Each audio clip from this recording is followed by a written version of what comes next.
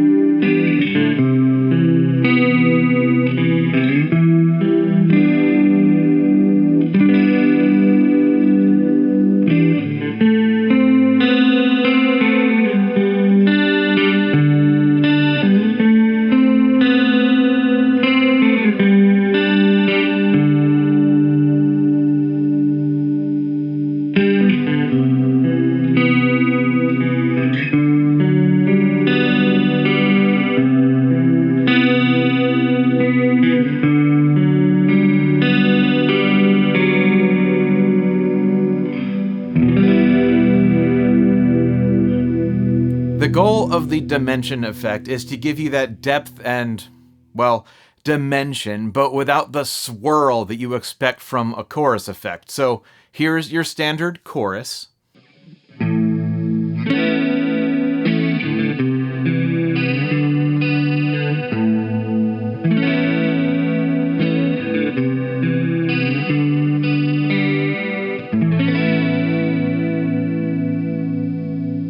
And then here's your dimension effect.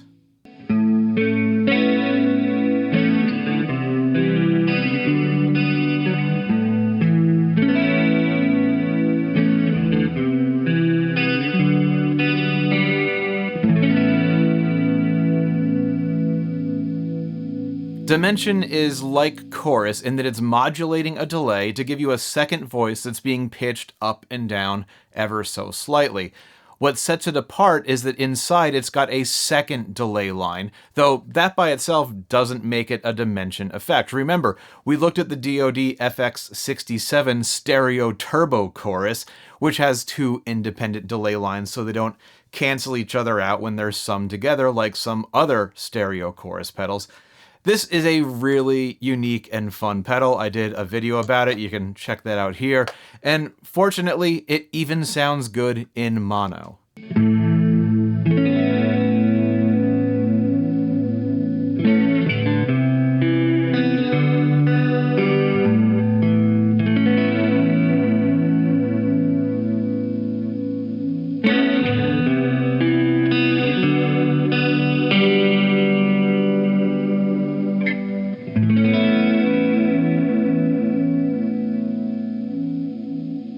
But that's still chorus. The special sauce of the dimension effect is that the two delay lines are being modulated at the same rate, but moving in different directions. So we've got some phase cancellation and even a little bit of flanging at some of the more extreme settings, but that mixed together with the dry signal gives us this glittery, gooey goodness.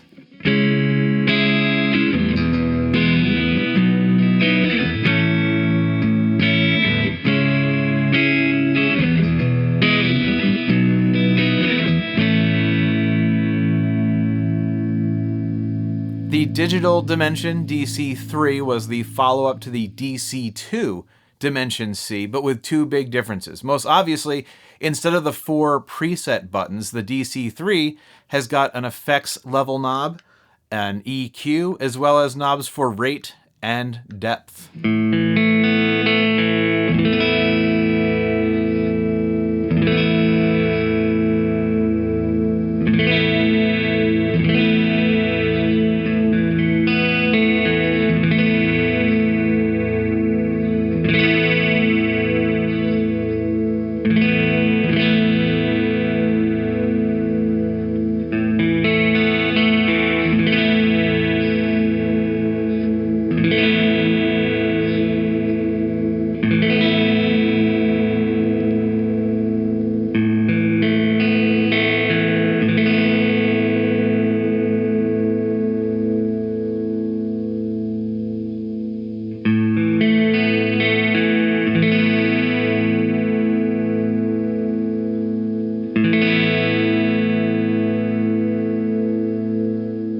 Now, obviously, the movement of the effect isn't 100% invisible. We can still hear something increasing in frequency as we bring up the rate knob.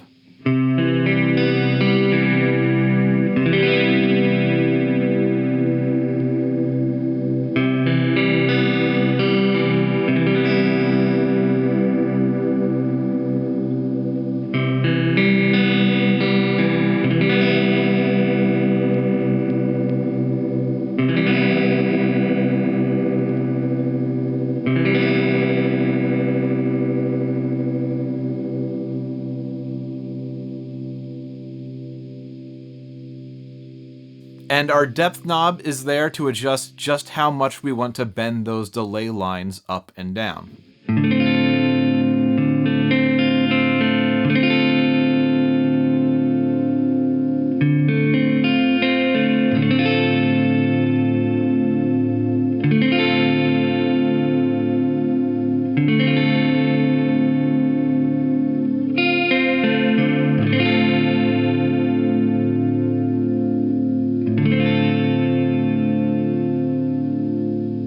Having these knobs means that we get full control over some of the key aspects of the effect, which I see as a huge bonus, because between the effect level knob and the depth knob, now we have two methods of controlling the overall strength of the effect. Then we also get the EQ and the rate. Come on. I'm going to assume that the push buttons on the DC-2 were there to maybe paint a more direct line to the SDD-320 it was based on, as well as maybe to help foolproof the effect where a user could potentially dial in some bad settings. The other key difference between the DC-2 and the Triple D, DC-2 was Bucket Brigade, and this is digital. If you were around at the time, you remember how every new piece of electronic gear just had to proudly tell you across its front panel that it was digital. It was like having a turbo badge on a car or a works with Amazon Alexa sticker on a new blender. Digital was the way of the future. Get out of the way, old man, with your silly old Bucket Brigades. It's all ones and zeros from now on. We may have overshot that a little bit. It was the 80s. And most of the 90s.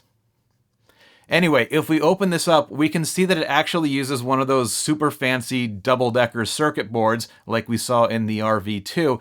And look at how the main controller sits in this rectangular hole in the digital board. That's just something right there.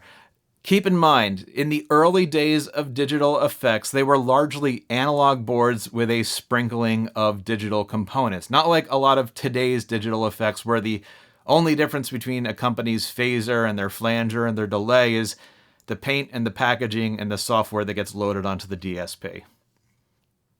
The digital dimension, also sometimes known as the digital space D, I'll let you make up your own jokes for that one, is proudly digital, but it's also got a service manual with full schematics, and here's the layout of both of those boards and instructions for verifying that everything is working correctly, which I did by hooking up this bad boy to a scope and observing what it did to a square wave generator on the input. Back to the schematics, if we've got two independent delay lines, like this one does, you might as well run them both out all the way and give a stereo effect. The DC-2 did it, the DC-3 does it as well. Again, I only have a mono amp setup, but I did record a clip and then re-record it through the DC-3 for an approximation of the stereo effect.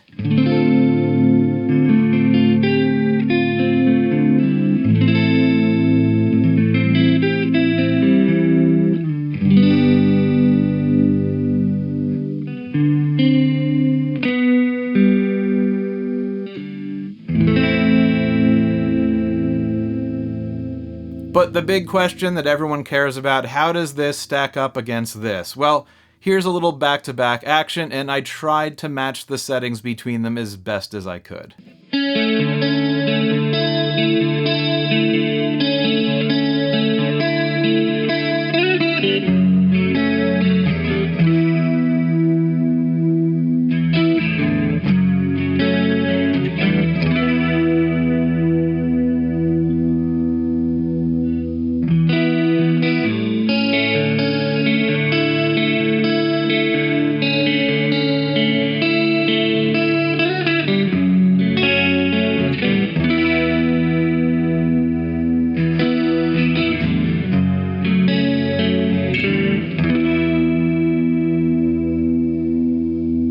Of course, it should go without saying that this is a Wazacraft version, not the original version, so maybe not a true apples to apples comparison, but you get the idea. Now, prices for these they're kind of all over the place, but they tend to run just a hair cheaper than the OG and the Wazacraft DC-2s, and I think it sounds pretty rad. I'm also really into Tears for Fears and 80s and 90s Rush, but having these knobs is just such a huge benefit that lets you do things that the DC-2 just can't. Sorry. Plus, it's pink. We like that. Maybe the next pedal that I cover will be a pink one too. Just saying. Predictions down in the comments. I'll catch you on the next one.